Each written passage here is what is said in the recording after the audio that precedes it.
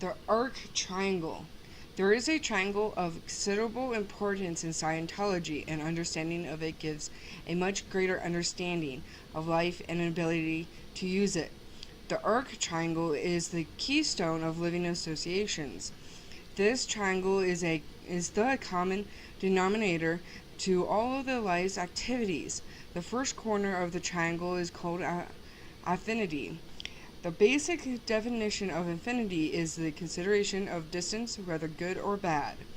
The most basic function of complete affinity would be the ability to occupy the same space as something else.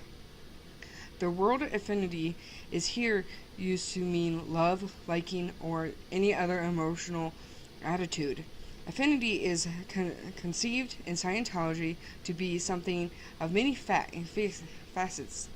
Affinity is a variable quality. Affinity is here used as a word with the context degree of liking. Under affinity, we have the various emotional tones range from the highest of the lowest, and these are in part serenity, the highest level, and enthusiasm as we process downward toward the baser affinities.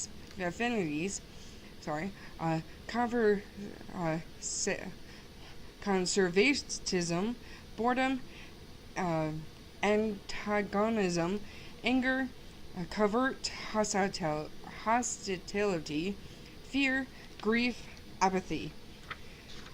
This in Scientology is called the tone scale. Below apathy, affiliity proceeds into solidilities.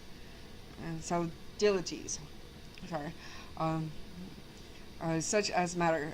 Affinity is conceived to be comprised first of thought, then emotion, which contains energy, particles, and then a solid. The second corner of the triangle is reality.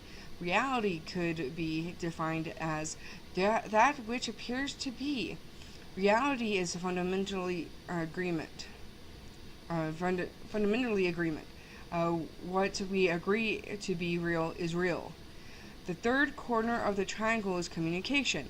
In human relationships, this is more important than the other two corners of the triangle, and understanding the composition of human relations in this universe. Communication is a solvent for all things. It dissolves all things. And the interrelationship of the triangle becomes apparent at once which one asks, have you ever tried to talk to an angry man?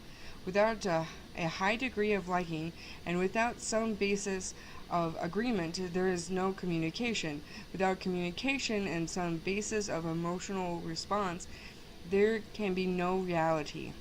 Without some basis for agreement and communication, there can be no affinity. Thus, we can call these three things a triangle. Unless we have two corners of a triangle, there cannot be a third corner. Desiring any corner of the triangle, one must include the other two. The triangle is conceived to be very spacious at the level of serenity and completely condensed at the level of matter.